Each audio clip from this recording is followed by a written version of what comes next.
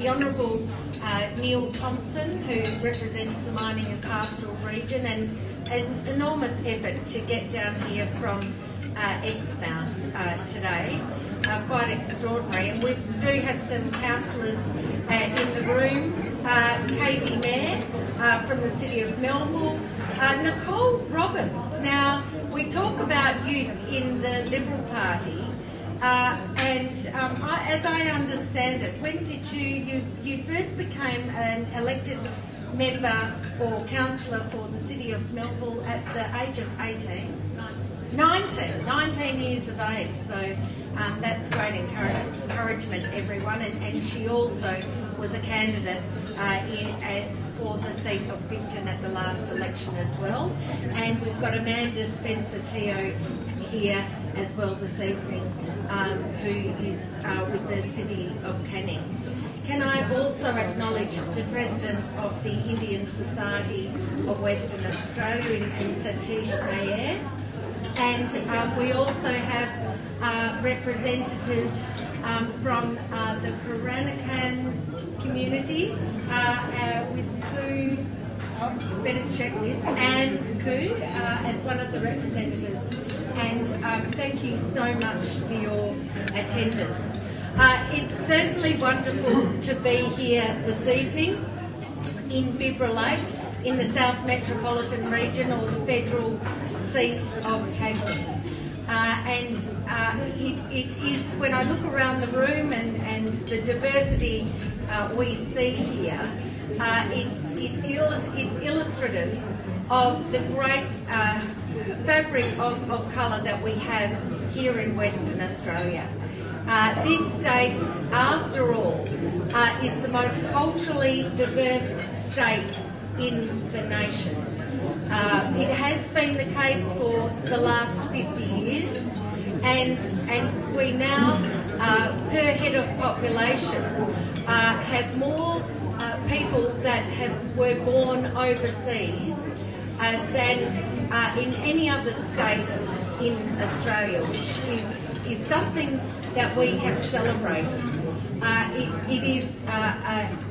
It represents something that we all celebrate in terms of whether it is the cuisine we enjoy, whether it is the artisan, or whether it's the art we enjoy, the cultures, the religion, and also it has been a significant economic driver of our economy as well.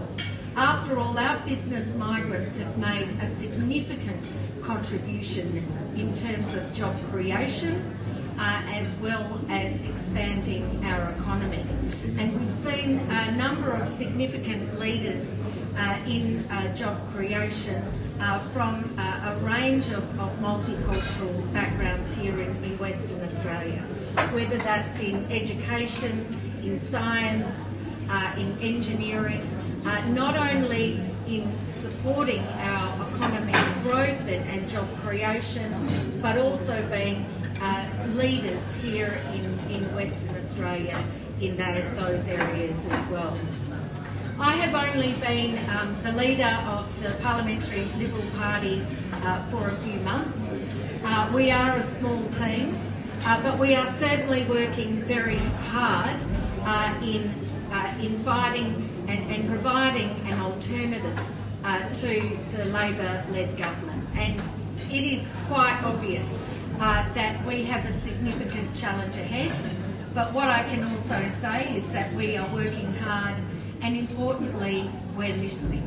A big focus of mine in taking on the leadership has been ensuring that we bring policies forward in the lead up to the 2025 election which are credible and they are relevant to the concerns of Western Australians. And that's why I've spent much time listening to community representatives, whether that's individuals, industry leaders.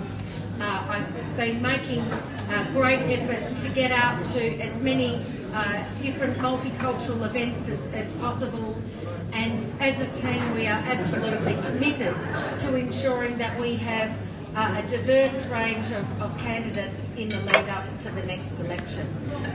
Policies are very important. Our candidates are certainly very important as well. And as a party, we're committed to Blueprint 2025. That's a candidate training program which is fully subscribed by the Liberal Party, which means that we have had enormous interest from right across the state in candidates who are keen to step up and push back against a lacklustre Labor government. And what I'm hearing when I go across the state and listen to a range of different groups is that many members in the community feel let down by a Labor government. This is a government who, after all, has been in power for 6.5 years. This is a government who, after 6.5 years, at a time when the state has enjoyed